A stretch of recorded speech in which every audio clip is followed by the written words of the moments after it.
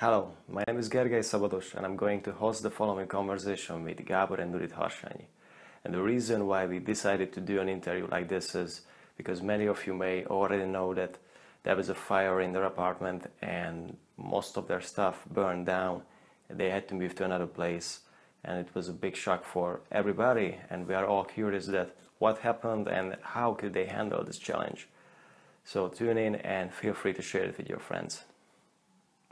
It was a nice Thursday morning, and Gabor and I were off to a studio downtown because Gabor was being interviewed in Hungarian. The video will come out soon, and we were in a recording studio, so our phones were turned off, and we come out of the studio, and Gabor goes to a coffee shop. I was headed in another direction to run some errands. And I figured I better turn my phone back on and see if there's any messages. And there was like 10 messages from the same person. And I said, I better look at this. And it was the real estate agent that found us the apartment that we were renting. And so I called her and she said, go home quickly, your whole apartment's on fire. So I literally ran. It was, I don't know, like 4 or 5 blocks to the coffee shop where Gabor was. And he had just finished paying for his coffee and croissant. And he just left everything there and we ran home. And by the time we got home, the firemen already finished. It was fire trucks, police, ambulance, everything was there. People everywhere. And the whole apartment, we were on the 3rd floor, was black. Couldn't see anything, and we'll show some pictures here, of course. It was dark, and the firemen, of course, took our statements, and apparently it happened throughout the time that we were doing the interview. Our apartment was burning down, and pretty much everything was burnt. Of course, we were a little bit in shock, to say the least, because obviously we couldn't stay there. Fortunately, and this leads to the whole, all kinds of miracles were happening around this. Just like we were being knocked over with this fire, but at the same time, they say that God has a iron fist, velvet hand, or whatever they say. At the same time, there was grace coming through and miracles. It just so happened that Gabor's cousin, who lives like 2 bus stops away from us, was going to Germany for 3 days, so she offered her apartment for us to stay for 3 days, and things like that kept happening. And friends came over and brought us immediately clothes, kitchenware, because everything was gone. And so in that respect, there was a lot of support. And of course, on another level, there was tremendous learning that went on. I always was under the belief that if you're spiritual, nothing bad happens to you. Well, surprise! Challenges do happen. And another belief that I've often had was that I was in various teachings where one of them, my teacher used to say, refuse to be human.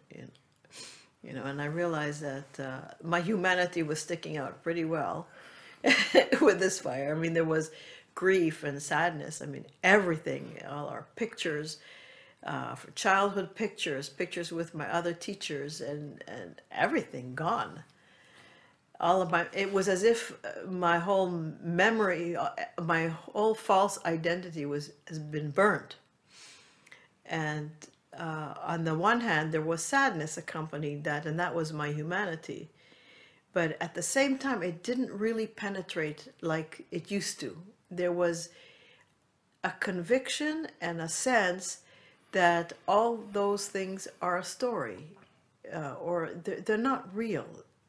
In a sense, they're real and they're not. It's like it's like living in 2 worlds, and and you're not in either one of them, but you know it, and you can also, you don't deny the feeling that goes with it, you don't deny the emotions that go with it, but at the same time you're not identified with them. That's the best way I can explain for now. I see.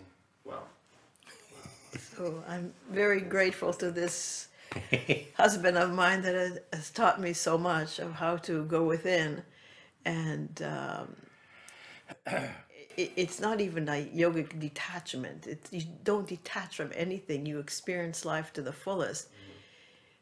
But at the same time, there's a peace. There's an inner peace that's undeniable, and that protects you, hugs you, and embraces you, and everything turned out fantastic. We found an apartment with. Who finds you tell me. Who finds an apartment in Budapest within a day and a half? And get the key. And get the key and the lease. We were supposed to be out of his cousin's place within 3 days. Within a day and a half, the first apartment that we saw in a fantastic area, even less expensive than what we were paying. I mean, like, it's a blessing. It's a blessing, and people were showering us with so much love. Family and friends were sending money, clothes, you name it. It's like I've never felt so loved in my life. So, Yeah, God, bring it on. I have a whole new wardrobe. The reason I have such a good wardrobe is because people brought it. Yeah, because all we had were the clothes on our backs and my laptop. Yeah, that's important. Your laptop. Yeah, but I'm sure you have a lot to say about it. Yeah, well, there is some.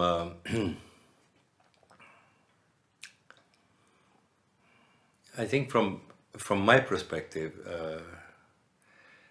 my job is to effortlessly, easily, and effectively communicate these teachings, and in such a way that that people can take it home. So that's what I do, and. When we arrived home, all the police, fire, ambulance, everybody was there, and everybody was talking to me, trying to communicate. And we're standing there in the middle of the room. You saw it, it's all black, and it even looked worse at that time. So here am I with the backpack and the clothes on my back, everything else is kind of dirty or burnt. You don't know what to do, where to go. So I thought, okay, what would I tell now? What would I tell my students in case of extreme pain or extreme emergency? What do you do? What do you do? How do you respond, right? And I was kind of reasonably calm, but the question I was asking, basically, not only on my behalf, but on behalf of everyone whose house burns down or faced with some kind of a major emergency, is, okay, God, where are you? You know, metaphorically.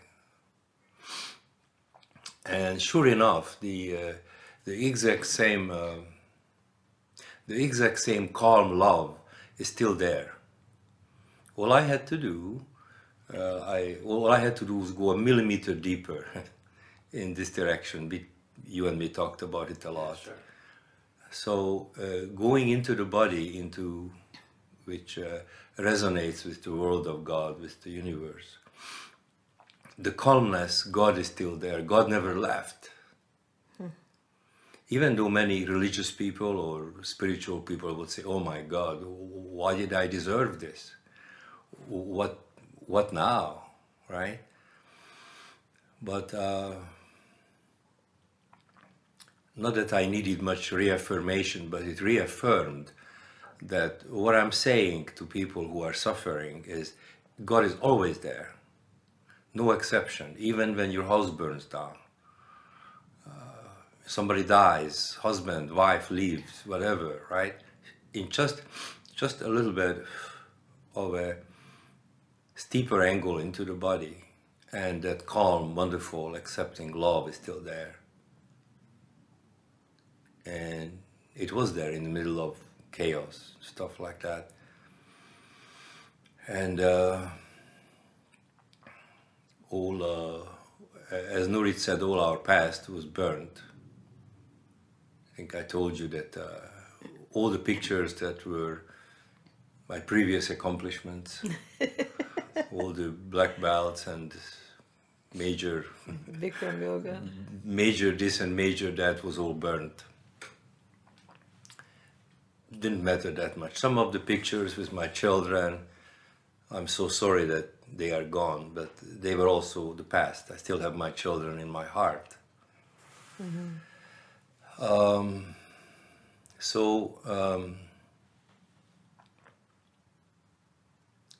The reaffirmation that the universe, the love, never leaves you. We just have to know where to find it. No exception. No matter how rich you are, how spiritual you are, how fat you are, how skinny you are, it's always there. Also, we have experienced an amazing amount of love and support from friends. You know, just from all over the world, all the love is pouring in and support. People sent money. My friends came over, bring me clothes. And the clothes I received is much better clothes than what I used to have. So now I'm more colorful, more fashionable. I'm the kind of person who don't care really how I dress. I just don't care. I remember the hole in your sock. Yeah. And I genuinely don't care. I dress them up. Also, for me personally, there was another thing that is like almost impossible to express. Well, everything is impossible to express in this context with words, but it softened me up a little bit more, as if it was even possible.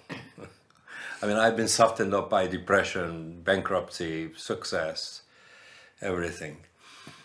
And there was something in my heart, like a hairline, like as narrow as a hairline versus what I would call prejudiced, or not prejudiced, but something like prejudgment, some kind of a human judgment towards some people, very small. Yeah. And even if I had that now, that's no longer there. So I guess I had to experience total destruction to have my heart accept every kind of people with respect to my teaching. It's always been there, but now it's 100%. Well, it was more practical. It was more actual. It's like now, like we were homeless for a few hours. we know what it's like to be homeless. Not forever, but it was very intense. Yeah. So I think that's about it. It's the long-term benefits are yet to come, but the miracles just kept on happening every hour. Yeah.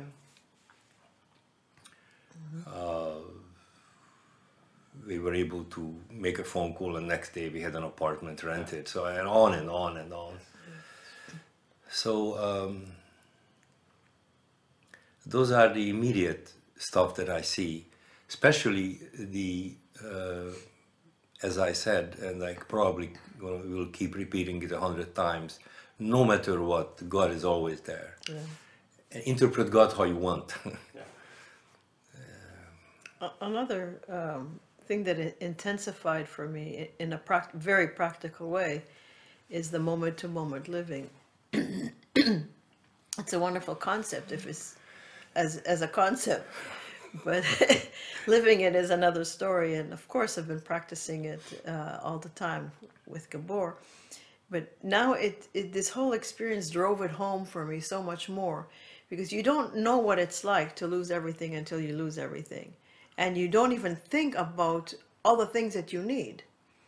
For example, you know, when you live in a home, a day-to-day life, you make a shopping list because, you know, okay, we ran out of cheese, we ran out of bread, we ran out of potatoes, you know, like that.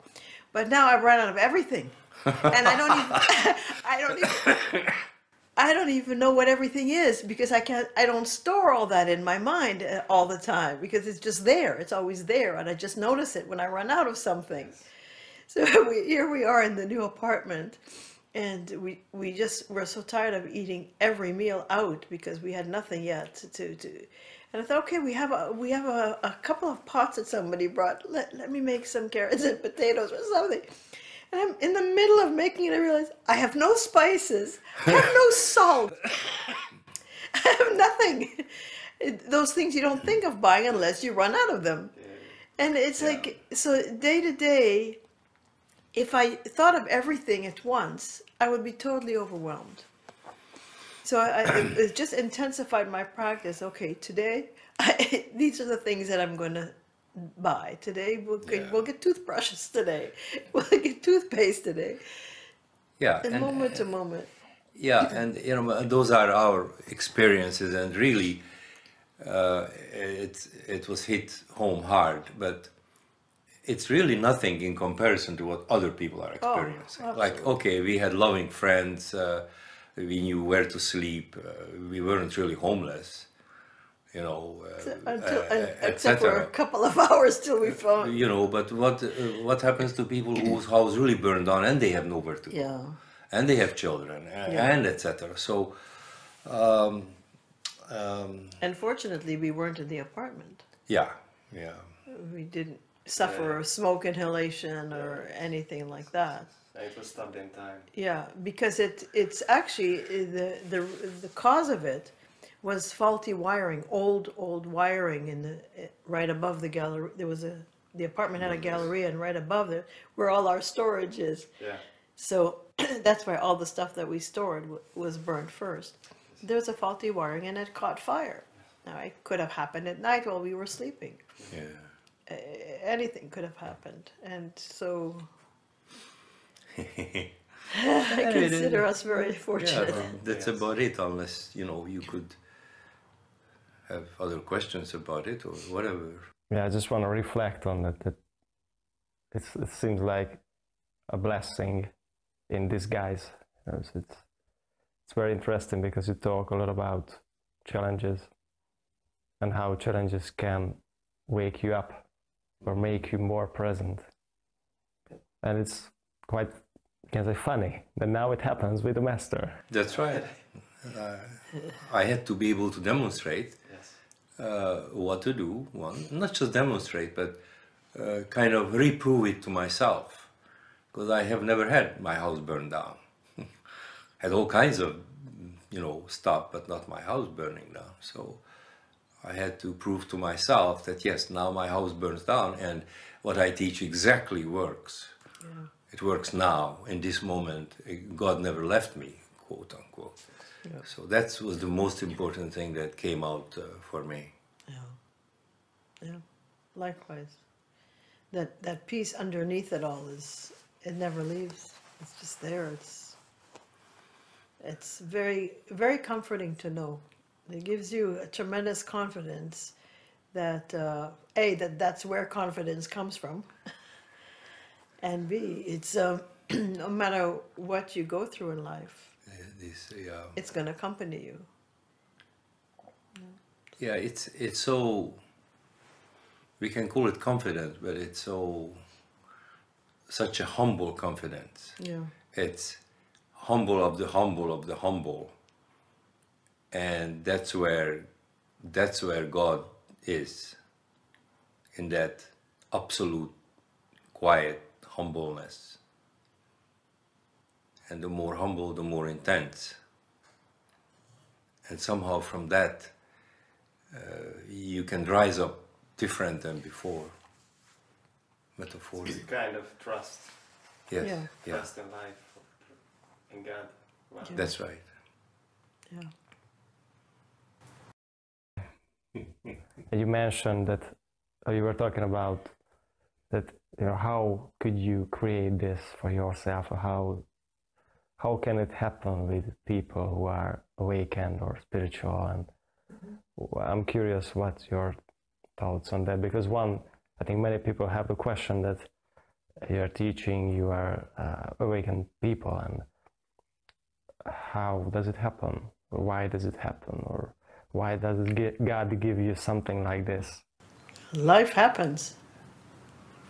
Life happens. It doesn't stop.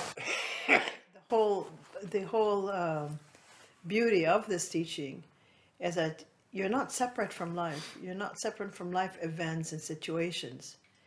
We've been taught to fix situations. When something isn't right, we have to fix the situation. We're not taught to fix how we view the situation or how we are inside while the situation happens. We're not taught that. We're taught to fix the situation. We're taught that good is good and bad is bad. And on this level of duality, that's all we have is good and bad. So a fire is bad, a promotion is good. You know, if that's all life is, I don't want to have anything to do with it. You know what I mean? Yeah, I understand what he's asking. Yeah. It's a very basic question. How did we manifest this? You know, when you live moment to moment, you're not manifesting anything. You're just being, and the universe runs your life basically. It's just like, you know, you're happy in your skin, and every morning I get up and the universe dictates stuff to me for the past 5 years, as far as new information, how to teach this, how to pass it on, etc. And we really, it's very rarely, if ever, we do manifestations, because there's one point in life it just be, and see what happens. And that's one. And most importantly, awakening is not there so your life gets better. Another big misconception. Awakening is there so that you activate an ability that has been neglected, and then your life will get better. But it doesn't have a direct relationship to life getting better. There's a huge misconception that the more spiritual somebody is, the better life gets. Well, in a sense it's true, the more spiritual, but we are into awakening, which is on a different level. And the awakening direction does not immediately bring you a better life. It immediately brings you peace, and a better life comes after, a much better life than it would have been if you had continued in the same horizontal direction. So as far as our manifestation or our it's not our manifestation per se, it's the universe is leading us. We don't know what good will come out of this yet. Already so much And has. already so many amazing things happened. And if my house had to burn down for it, well, okay. My house burned down, but we're still friends. So we don't know exactly why. In retrospect, it'll probably be obvious. But I know for my own,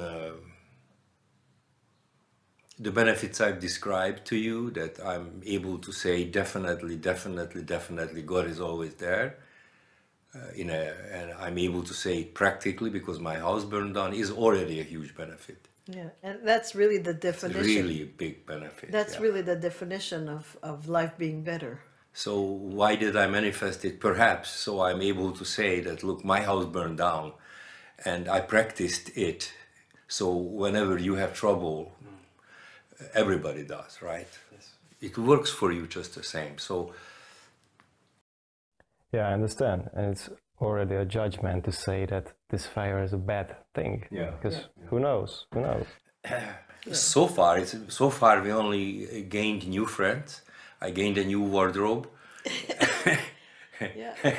a whole bunch of goodwill. People get to know my teachings even more than before. So far only good came out of it. So I know it sounds crazy, but even people that we didn't know came by with clothes. They heard it from other people. Right. So that's yeah. So now we have new friends and new yeah. Yeah. Yeah. So, but like you're saying, the judgment thing about that, if you want a better, what we define as a better life, is a life where God is always there. It's not necessarily a life where nothing ever gets burnt or nothing ever Yeah. gets taken away from you. So it's how you what you consider, what your value system is Yeah. very important. It's also important to know for the listeners to know that don't worry, your house is not going to burn down. If you awakening is not about your house burning down. Awakening is about using the adversities, using the difficulties as catalysts to go deeper inside. And very, very rarely is it that somebody's house burns down or gets into 12 years depression like I did. But my path is different than your path. I am teaching this, so I am on a slightly different path. So do not worry, your house don't have to burn down.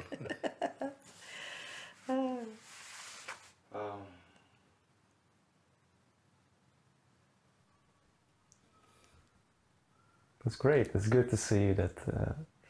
It's good to see that you are fine and happy and present, and even more present than you were before. That's right. I'm glad we have a witness. This is actually, we've done several videos with you, and this is the first one after the fire. Yes. It's great. It's like a cleansing, you know. God sent you a cleansing fire to burn everything down, to make space for the new. Yeah. Yeah. Do you have anything else, maybe a message to those people who are in similar situations with challenges, just to end our conversation now, if you... That's probably the most important, is that my experience is that absolutely everyone, irrespective of social standing or financial standing or whatever, is have some kind of a issue or problem that they consider huge, and some of them are really huge. And there is two ways to approach the problem. In a conventional way, to try to fix the problem, and also the other way is just to being able to be with the problem, which has a million different kind of benefits. I'm not saying to neglect this level at all. I'm saying that if you learn to approach problems, do not neglect your problems, but always add this moment where God is. Don't forget the God level. Don't forget the universe's loving support every moment while you're fixing the problem.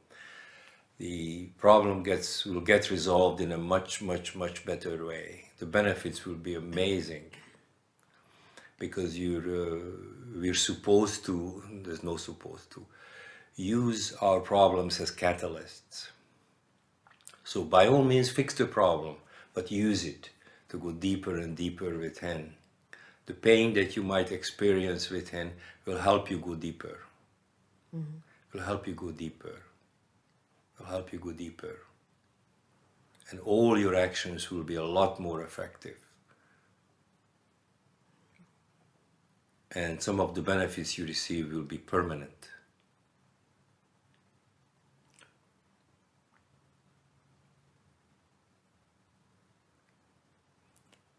And if you would like to learn more about this teaching and how to do it for yourself, how to imbibe this in a practical way in your life, you can just go on to our website, treeofsilence.com, and you can find the seminars and future events where Gabor teaches this.